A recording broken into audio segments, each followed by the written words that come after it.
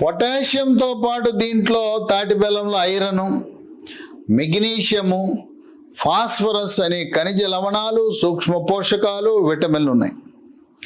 2, దీంట్లో ఇనుప ఖనిజం ఉంది, ఐరన్.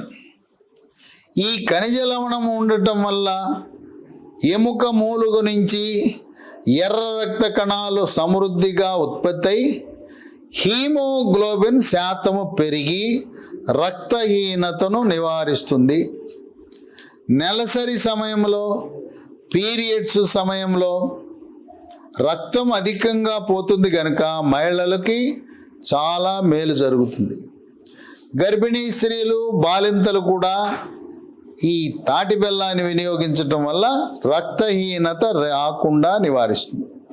ఇక 3, ఇది జీర్ణశక్తిని మెరుగుపరుస్తుంది, అజీర్ణాన్ని దూరం చేస్తుంది, జీర్ణ ప్రక్రియ సాఫీగా జరిగేలా దోహదపడుతుంది.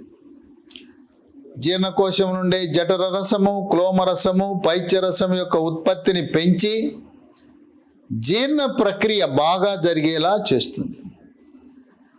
ఆకలిని కూడా పెంచే గుణం ఉంది. 4,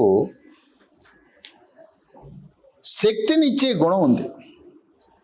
దేహదారుఢ్యం కోసం వ్యాయామాలు చేస్తున్నవారు, లేదు యూనిఫామ్ సర్వీసులు ఉండే పోలీసు, పారామిలిటరీ దళాలు, సైనికులు, వాళ్ళకి తక్షణ శక్తిని ఇవ్వటానికి, క్రీడాకారులకు, కండల